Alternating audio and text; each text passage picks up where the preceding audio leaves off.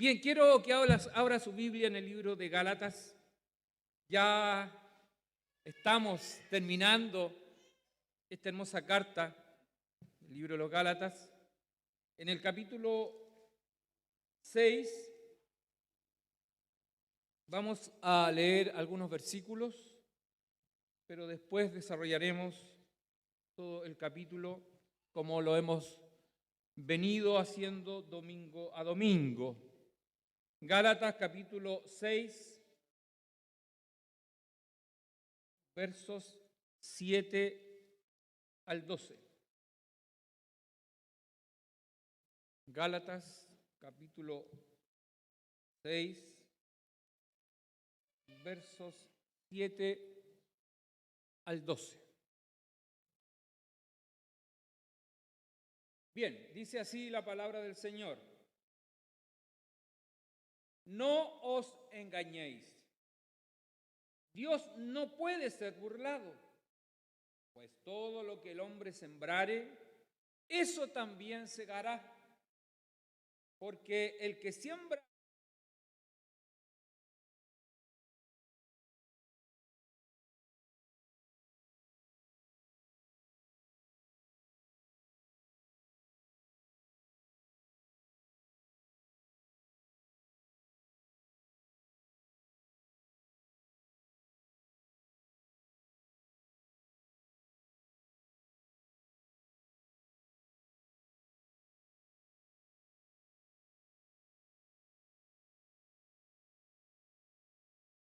familia de la fe, mirad con cuán grandes letras os escribo de mi propia mano. Todos los que quieren agradar en la carne, estos os obligan a que os circuncidéis, solamente para no padecer persecución a causa de la cruz de Cristo. Amén. Dios bendiga la lectura de su palabra. Bien, gracias al Señor por estar con usted compartiendo su palabra, que también hace a nuestras vidas. Ya había perdido la costumbre de tener tanta audiencia. Siempre era mi familia nomás. Pero bueno, el Señor nos ha permitido hoy estar congregados. Y hay algo especial en la congregación de los santos. ¿Ah? Siempre hay algo especial. Y su palabra sí lo dice, que Dios, ¿no es cierto?, habita en medio de la congregación de su pueblo. Aquí ocurren cosas extraordinarias cuando nos congregamos. Aquí el Señor visita. Aquí el Señor toca. Aquí el Señor sana. Aquí el Señor restaura. Y hemos venido a la casa del alfarero, a la casa del maestro, donde el Señor restaurará por su palabra. El Señor sanará por su palabra. El Señor hará conforme a lo que Él tiene predeterminado para cada uno de nosotros. No es casualidad que usted esté aquí. Dios ha determinado este día para usted. Amén. Así es que juntos vamos a ir desarrollando la palabra del Señor. Así es que no me molesta que tenga su Biblia en la mano, al contrario, me anima más a seguir estudiando la palabra del Señor. Y hemos compartido el libro de Gálatas y estamos llegando a su final. El libro de Gálatas es una carta que tiene tres componentes. Uno es el Evangelio propiamente tal, su alcance, lo que significa en la vida de las personas, el impacto que genera el Evangelio en la vida de cada individuo. La segunda parte es dar testimonio de lo que dice el Antiguo Testamento acerca de Cristo, su linaje, la promesa para las naciones, la fe de Abraham. Lo hemos visto y lo hemos compartido. Y finalmente, la última parte que tiene que ver cómo se vive el Evangelio, cómo lo vivimos en nuestras vidas, cómo se desarrolla, cómo el Evangelio transforma y cambia vidas. Eso es lo que hemos compartido y vamos a concluir en esta tarde esta hermosa carta. La semana pasada hablamos acerca de ciertos puntos relevantes y que el Espíritu Santo nos entregó y que yo espero que hoy también sea el Espíritu Santo ministrando. Porque usted no quiere escuchar palabra de hombre, quiere escuchar palabra de Dios. Y yo también quiero alimentarme de esa palabra de Dios. Amén. Y algunas cosas que concluimos la semana pasada tenía que ver con acerca de la justificación de aquellos que querían alcanzar la justificación por medio de las obras. Es decir, querían volver a estar en esclavitud. Querían volver a ganar la salvación por medio de una capacidad humana.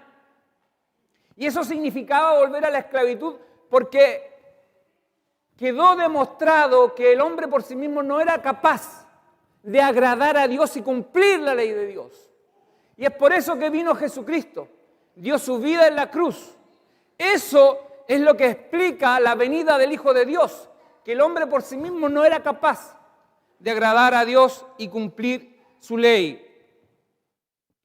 Tampoco podíamos pensar el extremo. Hablamos acerca de la libertad en Cristo, en lo que nos habla del capítulo 5. Pero la palabra del Señor nos decía que no debemos usar esa libertad en Cristo como causa, ¿no es cierto?, para actuar pecando.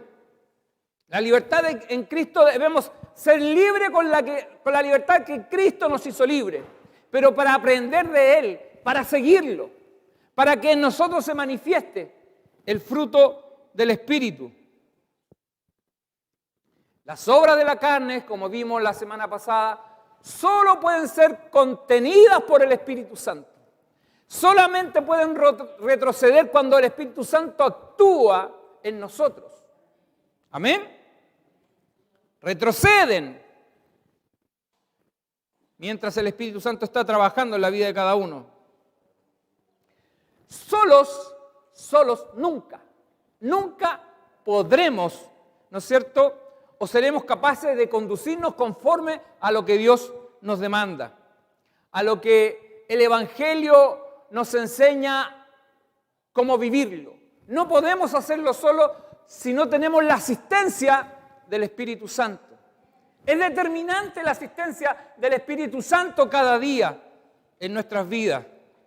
Debemos entonces someternos a Él para que de nosotros florezca el fruto del Espíritu. Y lo mencionamos y si alguien después puede revisar y repasar lo que dice el capítulo 5. Lo que ahora vamos a entrar de lleno al capítulo 6, que es la conclusión de este libro hermoso, ¿ah? Y lo que refuerza los versos 1 y 2 del capítulo 6 tiene que ver con la aplicación del Evangelio en la vida de cada persona, que debe ser por la fe. Creer en Jesucristo, creer en el Hijo de Dios. Y así parte el capítulo 6. Usted tiene su Biblia en su mano y puede leer los versos 1 y 2 acerca de lo que está hablando el apóstol. Y él era un hombre que conocía el comportamiento humano. Él era un hombre avesado en las Sagradas Escrituras, pero también en ciencia y conocimiento. Por lo tanto, él conocía perfectamente y Dios había puesto sabiduría en él para hacerle entender la conducta del ser humano. Y él lo que le señalaba a los hermanos de Galacia era que había una dicotomía en lo que ellos querían vivir o lo que querían ahora establecer de vivir por medio de las obras, cumplir la ley de Moisés para agradar a Dios. Lo que Pablo le está diciendo que este es un error garrafal en la que ellos están cayendo. Porque en definitiva, lo que la ley señalaba y establecía era mostrar el pecado. Dejaba de manifiesto, la ley de Dios dejaba de manifiesto la conducta del ser humano. Por lo tanto, de esa manera dejaba de manifiesto cuál era el mal del hombre. Y en estos versículos, lo que el apóstol está señalando, diciendo que dentro del pueblo de Dios, si bien es cierto el Hijo de Dios no practica el pecado, pero podemos ser sorprendidos en una situación quizás involuntaria. Por ejemplo, alguien podría estar defendiendo su fe y airarse tremendamente, ¿no es cierto? Y caer en una ira incontrolable, confundido, queriendo defender lo que cree. Entonces, por eso que el apóstol le está diciendo, si alguno es sorprendido en algún error, en alguna falta, lo que está señalando es que los más maduros, los más crecidos en el Señor, que lo que va a ocurrir en ese caso, van a enmendar, ayudar. Lo que el apóstol dice, ayuda a aquel que ha caído, aquel que ha cometido un error. Porque esa es la reacción que debe haber en un hermano en Cristo, que tiene conciencia, que sabe lo que significa esta lucha permanente que hay en nosotros. Como lo dice Pablo, él dice, hace esta expresión, miserable de mí, ¿quién me librará, no es cierto?, de este cuerpo de muerte? Eso es lo que él señala. Entonces, si bien es cierto lo que el Señor nos enseña, que como iglesia, como hermanos de Cristo, no practicamos el pecado, no estamos exentos de caer. Y es ahí cuando, hermanos en Cristo, y en eso consiste el amor del Señor, en ayudar a aquel que es más débil y levantarlo. Por eso que Él habla en estos versos, ¿no es cierto?, que nosotros debemos ser sensibles en ese sentido, no para emitir juicios sobre aquel que ha caído, sino que al revés, orar por esa persona para que esa persona pueda levantarse. Y el apóstol aquí menciona cargas, situaciones en las que alguien pueda caer, que pueden ser fracasos, pueden ser tentaciones, pruebas, pueden ser infortunios y muchas de las cosas que podrían ocurrirle. Entonces, un hermano que ha entendido la libertad en Cristo, el amor con que Cristo nos amó, el amor de Dios que dio a su amado Hijo Jesucristo, ¿no es cierto?, lo que va a ocurrir frente a eso, frente a una situación accidental, frente a una caída, que realmente seamos capaces, y es un desafío, ayudar entonces a aquel que ha caído. La gracia entonces del Señor finalmente nos permite alcanzar lo que la ley exige. La ley exige, pero el hombre no es capaz de hacerlo. Pero la gracia del Señor, que está con nosotros, nos permite alcanzar aquello que solo no podemos alcanzar ni lograr. El ser humano solo no puede cumplir la ley de Moisés. Y en los próximos versos que usted también tiene ahí, del verso 3 al 6, el apóstol, lo que está haciendo, está aclarando que la única medición comparativa para nosotros tiene que ser Cristo. No podemos compararnos entre nosotros, porque es una mala medida, ¿no es cierto? Usted, si está mirando a una persona, esa persona en algún momento puede caer. Y ese referente se le cayó del pedestal, como dijo usted, ¿cierto? Porque los seres humanos somos erráticos, ¿no?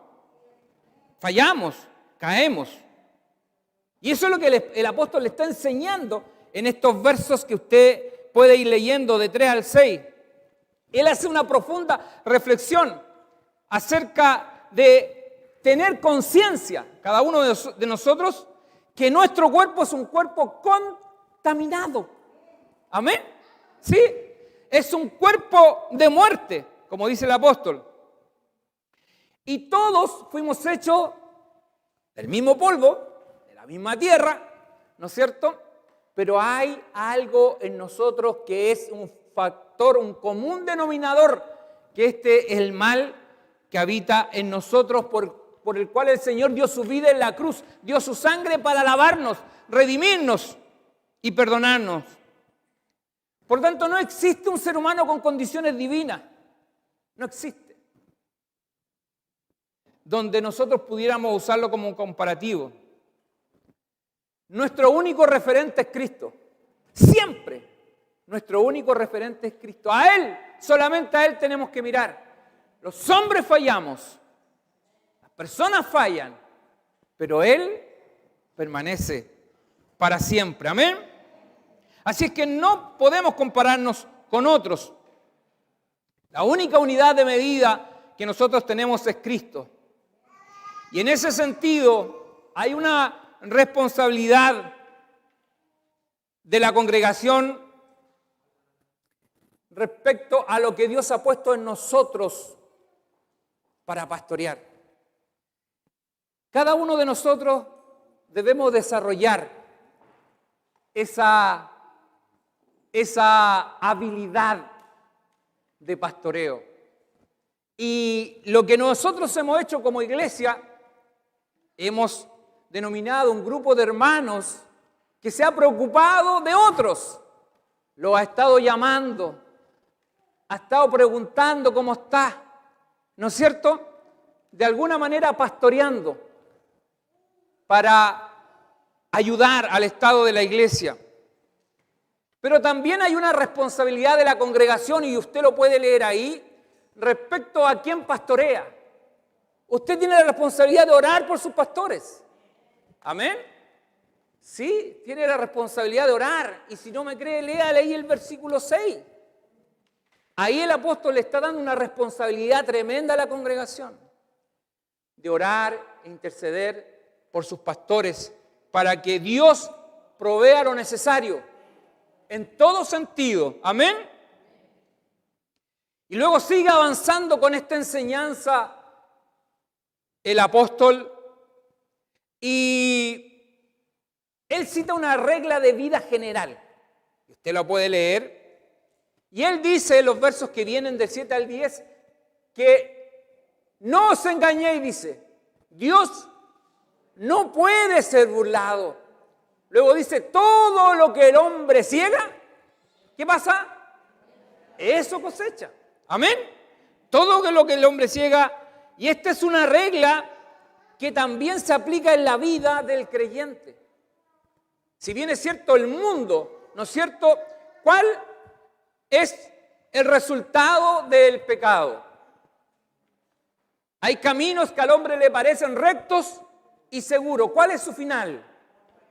Muerte, perdición, ¿cierto? Entonces, ya el hombre sin Dios está sembrando para la carne, está sembrando para todos los deseos que a nosotros vimos el domingo pasado, y que son esos 15 vicios amplios y muchos más donde se manifiesta la obra de la carne. Y el resultado de eso, sembrar para eso, van a cosechar muerte. Amén. Bueno, eso es lo que está diciendo el apóstol acá. Y está señalando acerca de lo que significa entonces. Si sembrar para la carne es muerte, entonces hace el comparativo y dice, bueno, ¿y si sembramos para el Espíritu? ¿Qué cosecharemos si sembramos para el Espíritu? Vida eterna. Eso es lo glorioso de lo que él está señalando en esta regla. Por lo tanto, nadie está exento de esto. Nadie puede burlarse de Dios. Quizás hoy día muchas personas pudieran hacerlo, pero llegará el día, llegará la hora, llegará ese momento que tendremos que enfrentar ese juicio final. Como cuando el apóstol estaba hablando a los atenienses. ¿Se recuerdan el capítulo 15 de los Hechos? Donde le está predicando a ellos, les dice, se ha establecido un día y una hora en que habrá un juicio donde todos tendrán que dar cuenta. Así es que el apóstol lo que le está diciendo a los hermanos de Galacia, hermanos de Galacia, si ustedes realmente quieren sembrar, hágalo en el Espíritu. En el Espíritu. Créanle a Dios. No se equivoquen pensando en que ustedes solos van a poder alcanzar la justicia de Dios. Háganlo a través de creer en el Espíritu Santo. Y así sigue avanzando esta hermosa carta, estos consejos que el apóstol está dando para la vida práctica, porque de eso se trata finalmente esta carta. Está concluyendo con cómo nosotros debemos vivir el Evangelio en nuestra vida práctica. Y está haciendo una referencia en los versos 11 al 13, está haciendo una referencia a estas personas, a estos maestros, porque todo esto lo ha provocado un grupo de maestros falsos, que con falsas doctrinas quieren engañar a esta iglesia. Y como en estos tiempos también ocurre, cuando nosotros desconocemos la palabra de Dios, cuando no nos preocupamos de escudriñar las Sagradas Escrituras, entonces somos sujetos o presa fácil de aquellos falsos maestros. Hoy día existen por todos lados, usted mira las redes sociales, está lleno de apóstoles. De la nada han aparecido apóstoles por todos lados, falsos maestros. Y lo que el apóstol está señalando y escribiendo la parte como final de este capítulo, y él señala y dice que con grandes letras le está escribiendo a ellos, le está expresando el amor que siente por ellos.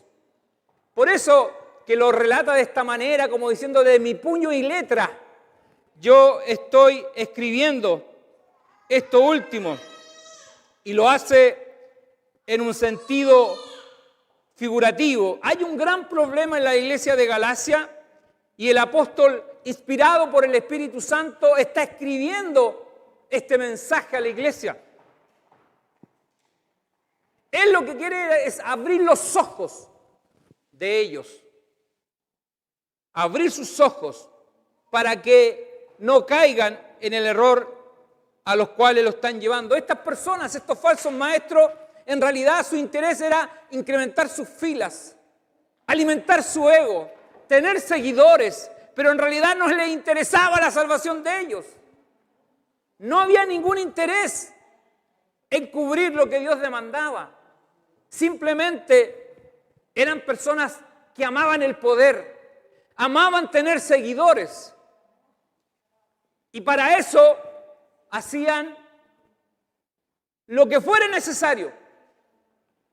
Y recurrían a la mentira, recurrían al engaño. Levantaban falsos testimonios, como lo vimos contra el apóstol Pablo. Quisieron convencer a los hermanos diciéndole, pero si este predica la circuncisión. Y Pablo le dice, bueno, si yo predico la circuncisión, entonces ¿por qué me siguen? ¿Por qué me atacan? Claramente es un burdo engaño, le está diciendo. Yo soy esclavo de Jesucristo. He renunciado a todas esas cosas porque he entendido que a través de la ley jamás lograré la perfección, lograré salvación y vida eterna. He entendido, le dice el apóstol, que solamente por Jesucristo, por el Hijo de Dios, por el Mesías prometido, solamente por Él iba a alcanzar salvación y vida eterna. Pero estaban estos falsos maestros que en realidad perseguían y querían de alguna manera derribar a la iglesia naciente en Galacia.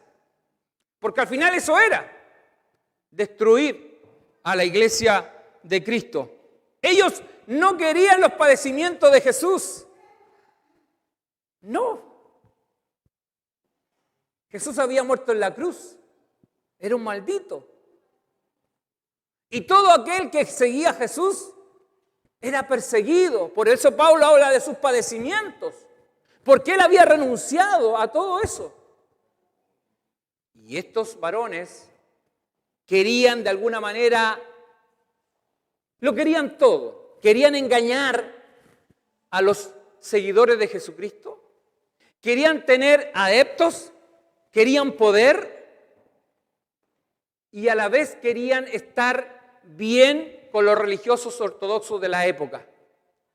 Por lo tanto, ellos estaban bien con Dios y con el diablo, como se dice.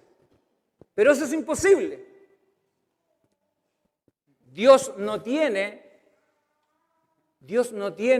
comunión con las tinieblas, ¿o sí? Su palabra, yo entiendo que me dice que Dios no tiene comunión con las tinieblas. ¿Amén?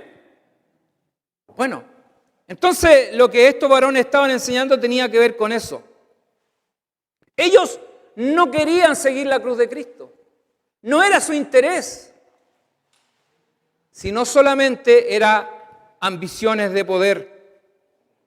Por eso que el apóstol siente urgencia de hablarle a los hermanos de Galacia. Urgencia. Y le dice, mirad con cuán grandes letras os escribo. Terminando su carta. Algunos estudiosos dicen que en realidad el problema que Pablo tenía en la vista, y eso hacía que finalmente él no pudiera escribir de la manera como se hacía habitualmente. Entonces, terminando su carta, dice que escribe con tanto amor y con grandes letras. No tengo la certeza si eso es así o no, pero hay teorías que hablan acerca de esto. Sin embargo, lo de fondo es que el apóstol les quiere decir, los amo y no quiero que ustedes se pierdan. Están cometiendo un error tremendo. Es mi deber corregirlos. Es mi deber recordarles que el Señor Jesucristo en la cruz, Él dio su vida para limpiar vuestros pecados, para darles salvación y vida eterna.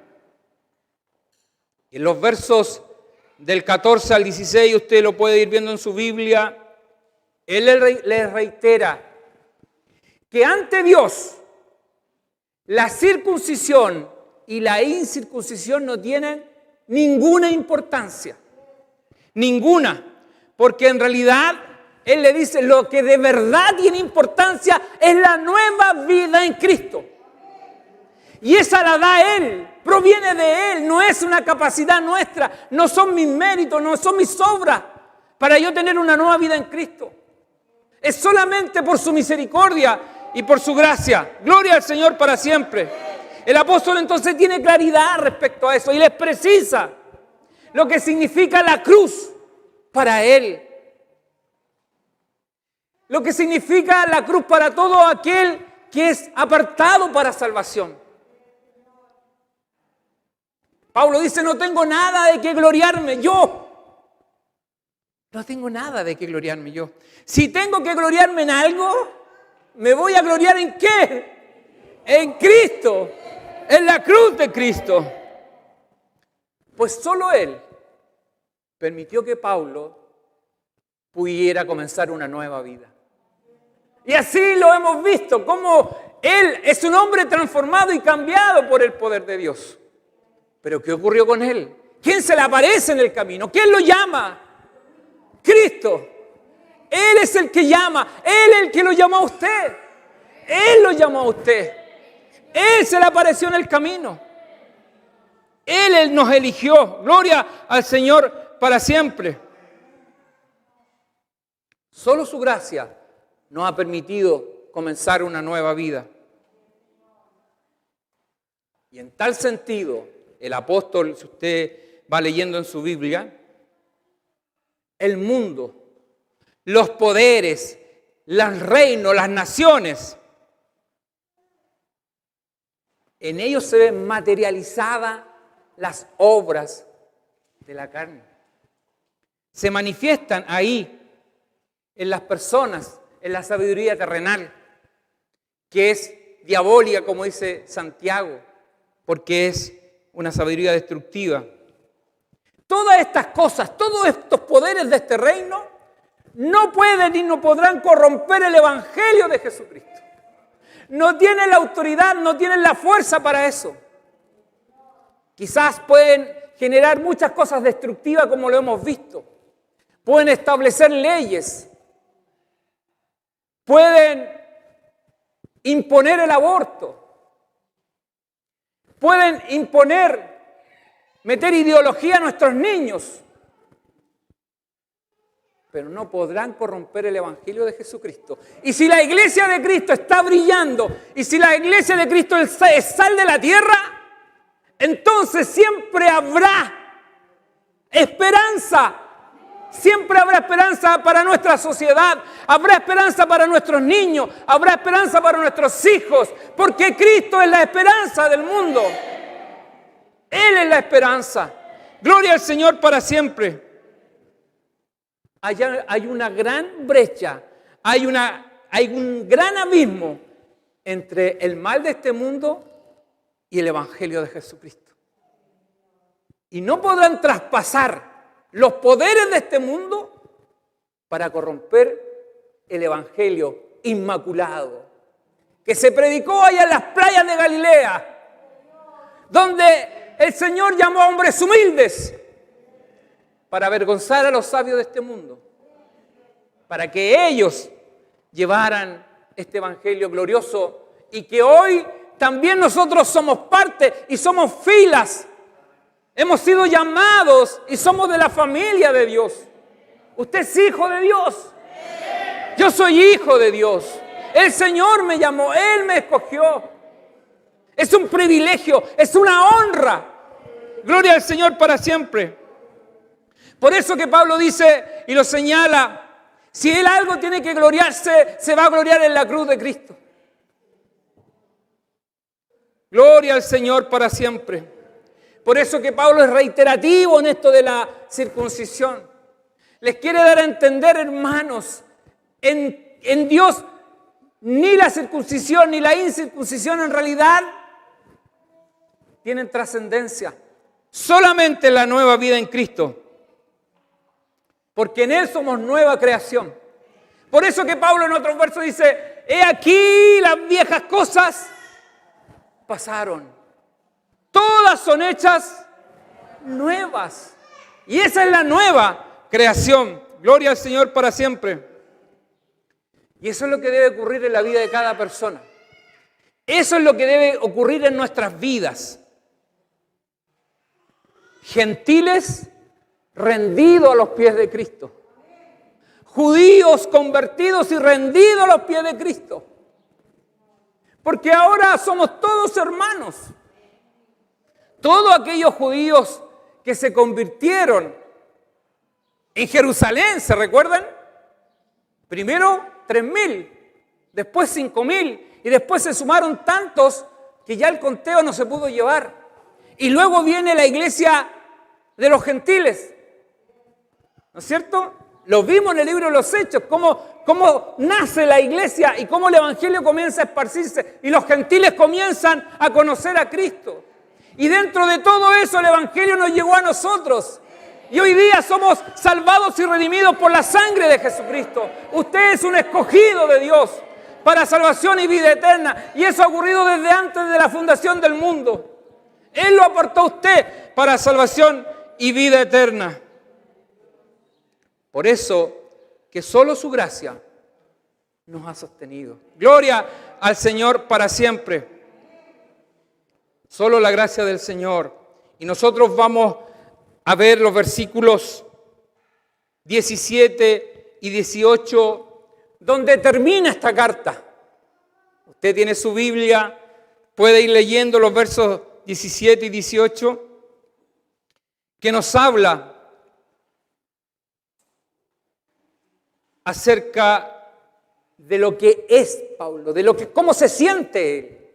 Él se siente esclavo de Jesucristo, pero no de una forma peyorativa, sino él se siente honrado de ser un siervo, un servidor de Jesucristo.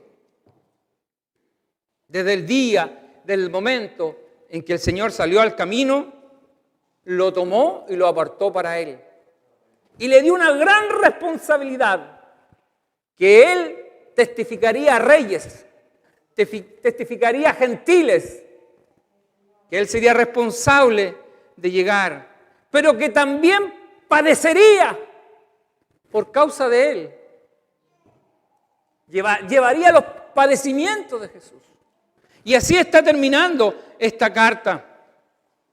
Él les dice que Él lleva las cicatrices de Cristo en su cuerpo.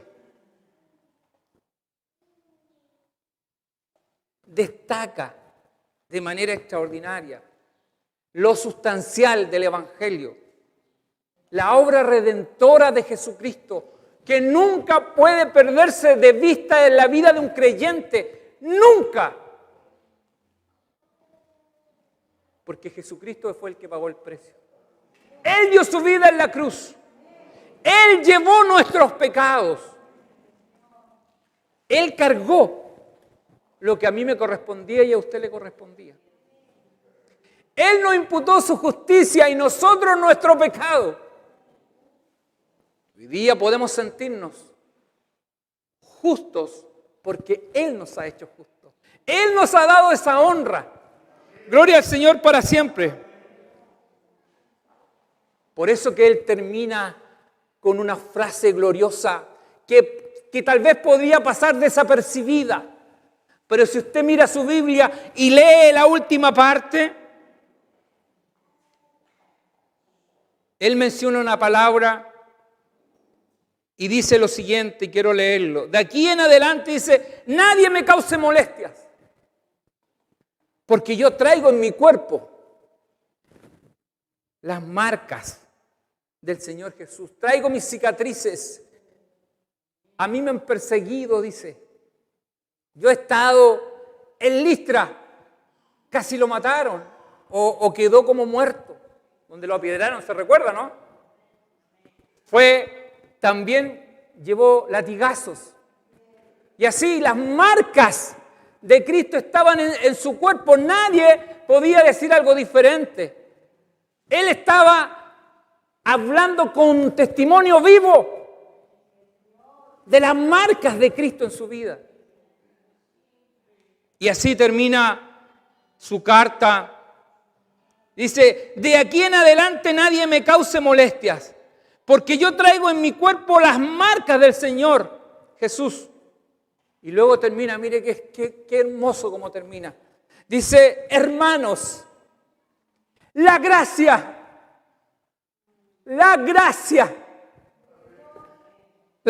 de nuestro Señor Jesucristo. Quiero tomar esas tres palabras. La gracia. ¿Qué es la gracia? Es un regalo, un don inmerecido de Dios para nosotros, que nos permite venir a sus plantas todos los días y reconocer quiénes somos para ser lavados y redimidos. Él nos levanta, Él nos restaura cada vez que fallamos, cada vez que caemos, cada vez que cometemos un pecado. Ahí está el Señor. Por eso que dice la gracia. Luego dice la gracia de nuestro Señor. Fíjese esa palabra, de nuestro Señor. Eso significa realeza, significa que reconocemos una gran autoridad. Pablo le está diciendo eso, la gracia de nuestro Señor, de nuestro Rey. De ese Rey, al reino al cual nosotros pertenecemos. La gracia de nuestro Señor. Luego menciona Jesucristo, donde ahí está esa palabra combinada de Jesús, que se hizo hombre, habitó en medio nuestro, que no escatimó nada y se despojó de todo y se hizo hombre y habitó en nuestro medio.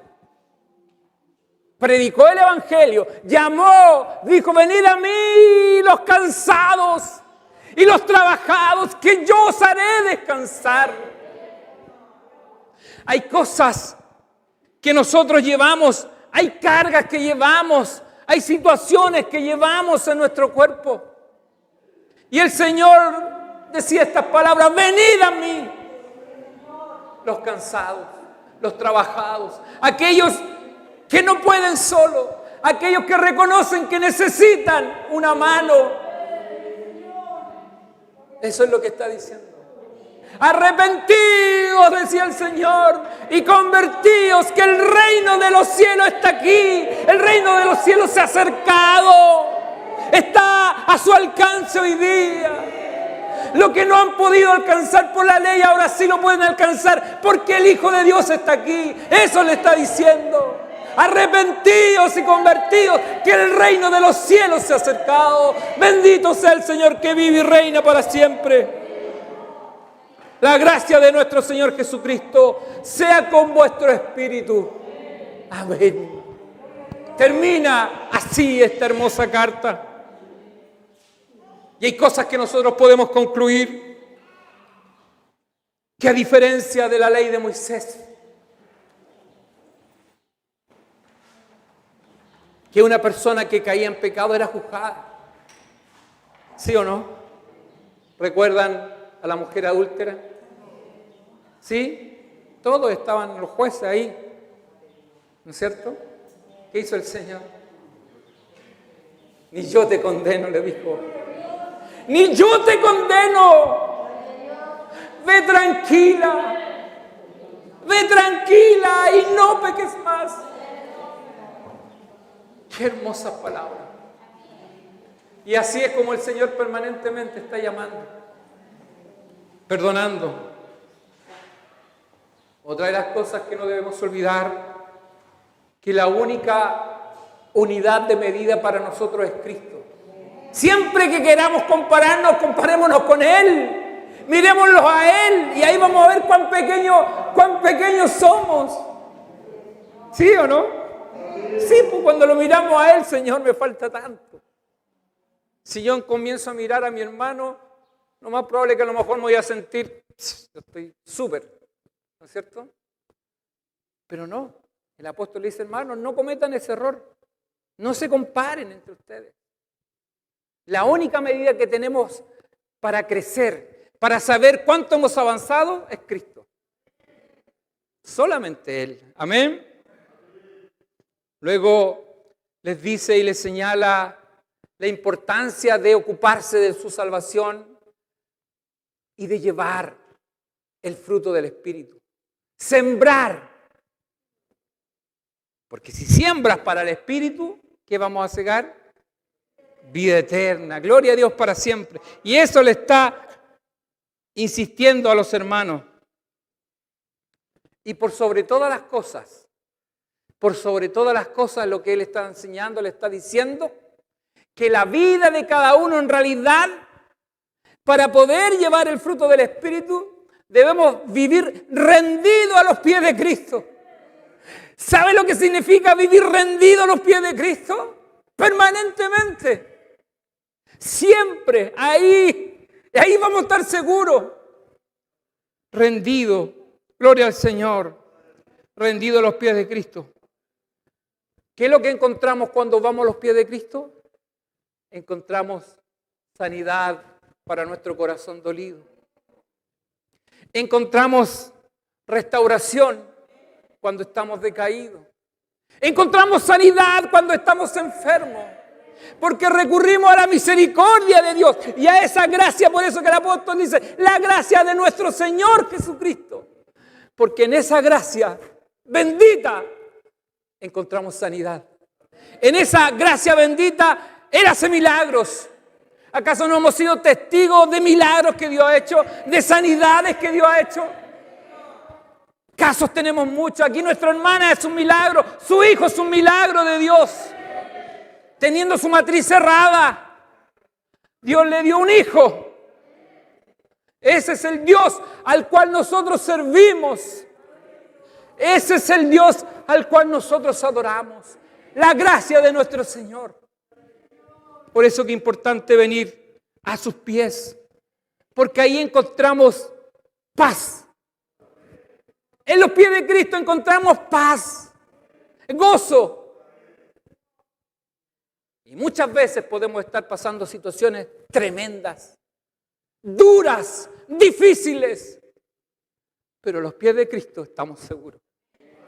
En los pies de Cristo vamos a encontrar refrigerio.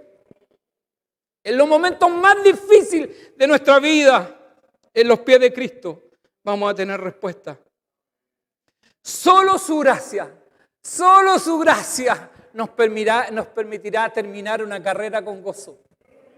Solo la gracia del Señor, solo siendo asistido por el Espíritu Santo, alcanzaremos terminaremos esa carrera con gozo.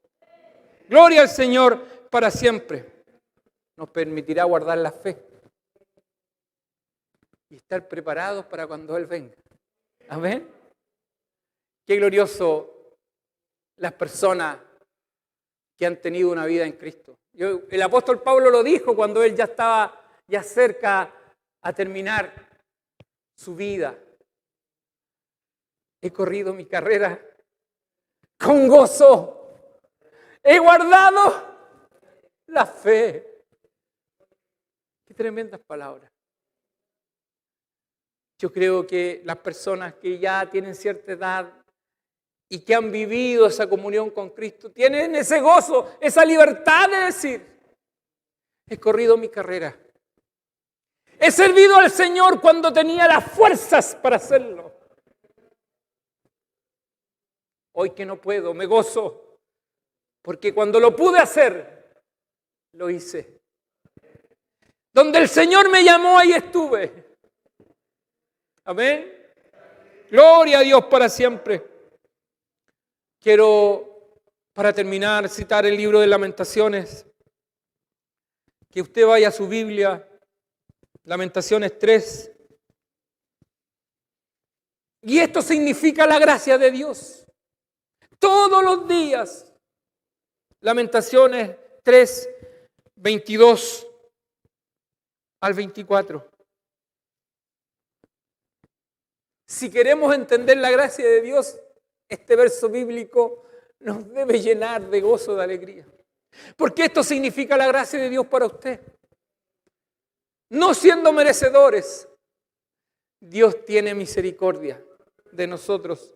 Y dice así, Lamentaciones 3, 22 al 24, dice: por la misericordia de Jehová no hemos sido consumidos, porque nunca decayeron su misericordia. Nuevas son cada mañana, cada día que usted se levanta. La gracia del Señor está ahí.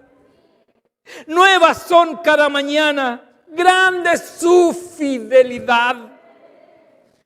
Mi porción es Jehová, dijo mi alma. Mi porción es Jehová, dijo mi alma, por tanto en Él esperaré. A pesar de la situación que esté viviendo, a pesar de las circunstancias que esté enfrentando, en Él esperaré. En Él puedo descansar confiado, porque Él tendrá una respuesta para mi vida. En su tiempo, en la hora en que Dios tiene así establecido, habrá una respuesta para tu vida. Bendito sea el Señor que vive y reina para siempre. Por la misericordia de Jehová no hemos sido consumidos. La gracia del Señor permanentemente nos asiste. Porque nunca decayeron sus misericordias. Nuevas son cada mañana. ¿No es glorioso levantarnos y decir: Señor, tu misericordia se renueva para mí? ¡Qué gozo! ¡Qué alegría saber eso! Que el Señor está permanentemente ahí. Son nuevas cada mañana. Grande, Señor, es tu fidelidad. Tú eres fiel. Tú, Señor, no fallas. Tú no eres hombre para mentir, ni hijo de hombre para arrepentirte. Señor, tu palabra lo promete y tú lo harás. Su misericordia se renueva para ti cada mañana. Grande es su fidelidad. Bendito sea el Señor que vive y reina para siempre. Póngase de pie. Oremos y demos gracias al Señor. Padre eterno, Señor amado, gracias te damos por estar aquí, escuchando tu palabra, concluyendo, Señor, este hermoso libro que nos instruye como iglesia a vivir una vida conforme a lo que tú nos demandas.